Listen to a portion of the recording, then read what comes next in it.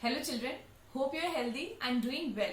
Now today, here is your English teacher who today wants to teach you chapter number 6 from your English literature textbook.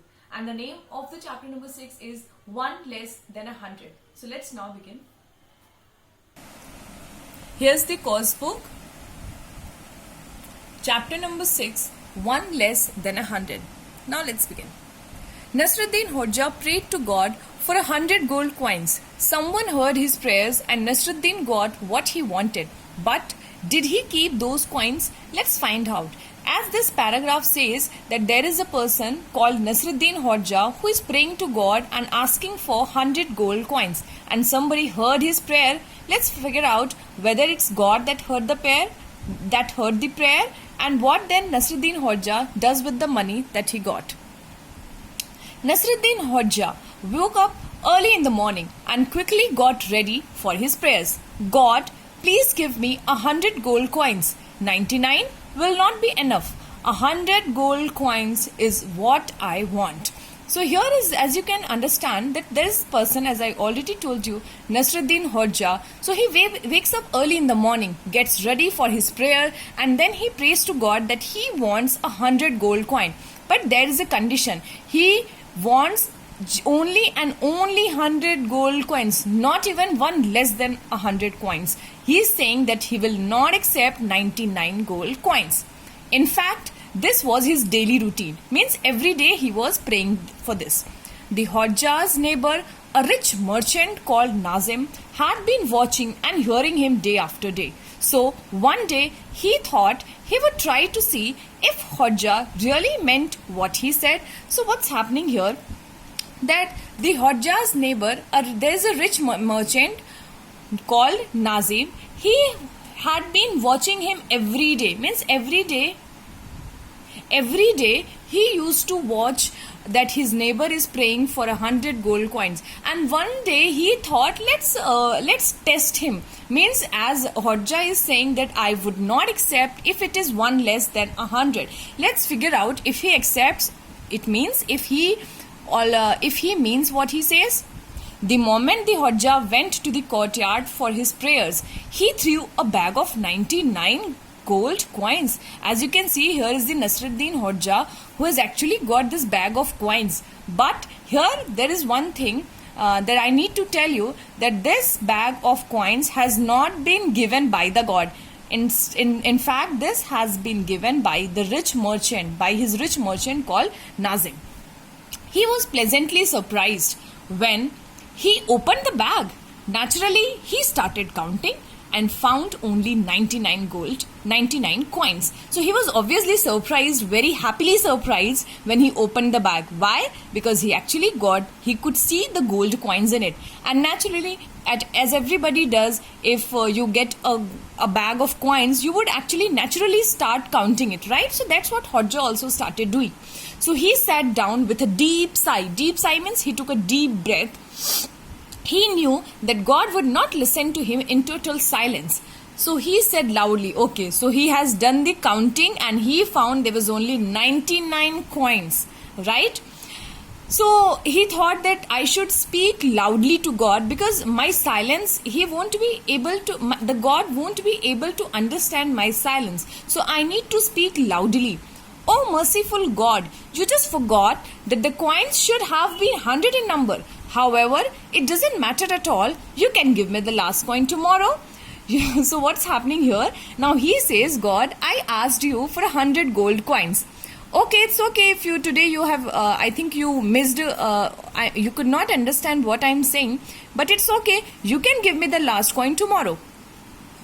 The Hodja put those 99 coins back in the bag and went inside. Nazim was now at a loss. Nazim thought that he won't accept, right? Because he was saying that I won't accept if it is one less than 100. But he accepted. In fact, he is asking for the remaining one coin the next day. So now Nazim was at a loss. At a loss means he was very confused. After thinking over it all morning, Nazim went quietly to the Hodja and said, good sir, many greetings. So obviously anybody would do like that. If he or she has not received the money, that person would obviously go to the one who has taken his money. Please give me back my bag of gold coins. I threw it down only to see how you would react. Now Nazim is actually saying what he did. He is saying that it is not the God who has given you 100 gold coins. It's me who threw the bag of coins, and I just wanted to see your reaction. What are you talking about? You've never given any money to me, was Hodja's answer. But Hodja is saying that what are you talking? I mean, I asked this money for God, and now I asked it from God, and now you're saying that you have given? No, you have never given me any money. Hearing your plea to God for the 100 gold coins, I threw down that bag of coins at your feet. They are mine, and no one can take them away from me, said Nazim. But the Hodja refused to believe it. Means he was now explaining the condition, like why I did, because you were every day praying to God for 100 gold coins. So I decided to just give you, because I wanted to see your reaction. But they are mine. I mean, they are my money. So I'm not gonna give you, and nobody can take it from me. But Hodja refused, means denied, said no to believe it. Nazim was almost in tears, means he was almost actually crying, and said, I shall take you to court for robbing me of money. Now he is actually suing him. He is saying that you have taken my money and now I will appeal in the court. The Hodja said, I am most willing to go to court with you. He said that he is ready to visit court. The merchant wanted to go at once. So the merchant decided to go at that point only. But the Hodja said, I am not as young as once I was and cannot walk all the way. Now Hodja has actually started giving excuses. He is saying, I am not as young as I used to be, so I cannot walk all the way. Nazim went into his house and brought a sturdy donkey. Sturdy means very strong donkey. So Nazim thought that he cannot walk, so let's provide him with a donkey where he can sit and ride. Here you can ride this donkey, but how can I appear before the judge so shabbily dressed? Nazim went back home and brought a new silken dress and fur coat for the Hodja wear. Now Hodja is giving another excuse. He is saying, okay, this donkey, I'll sit on this donkey, but I will not go in the dress that I'm wearing right now. It is very, very dirty. Shabbily dress means very dirty dress he had worn.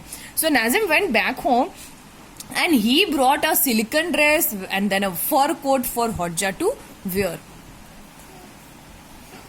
At the court, the judge asked them what the matter is, as every judge does. God gave me bag of coins while I was praying in my courtyard. Nazim is trying to be smart by claiming as its own. Now Hodja is putting out his points. He is saying that I was actually every day praying before the God to give me coins. And now Nazim is actually saying that it is his. Nazim replied, believe me, my lord, the coins are mine. Hearing him pray for 100 gold coins and only 100 gold coins daily, I threw 99 gold coins down into the courtyard. So Nazim is actually giving what the real thing happened to him. He is saying that he was every day praying for the 100 gold coins. So I threw 99 down into his courtyard. My lord, not only is Nazim smart, but he is also crooked. Now Nazim is again. Now Hodja is again putting out his point. He is saying he is not only smart but crooked also. Crooked means wicked, a kind of bad person. Next he will probably say that the clothes I am wearing are also his. So actually he is now playing cards. Hodja is saying that now he is saying that gold coins are his. After some time he will say that the clothes I am wearing are also his, but they are mine, cried the merchant, raising his voice. And now you already know that merchant, obviously that silken dress and the fur coat was given by Nazim to the Hodja. So obviously merchant would say, no, they are mine. You see, my lord. Now he is saying, see, that's what I was telling you. Next he will say that the donkey I am riding is also his. Now everybody knows that I have my own donkey, said the Hodja. Now Hodja is again saying, he's actually trying to put this point before the judge that whatever I have, it is always claimed by Nazim. He didn't have one, shouted the merchant. The judge could take it no more.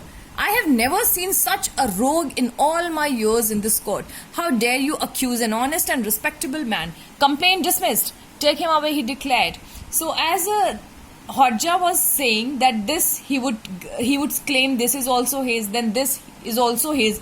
So hearing this again and again by the judge thinks actually Nazim is actually very crooked and he is claiming everything that the Hodja possess or the Hodja has. So the complaint dismissed over there. The guards at the court at once pushed the merchant out. In fact, the merchant was pushed out by the guards. While the Hodja was going back home, he found the miserable merchant sitting on his doorstep. The Hodja said, "Not kindly, now take back your donkey, the dress and the gold coins, neighbor, but remember the lesson you've learned today." So now while going back home, Hodja, miserable merchant means he was very, very sad and he was sitting on his doorstep because he lost his 99 gold coins, he lost his donkey and he lost his silken dress and a fur coat.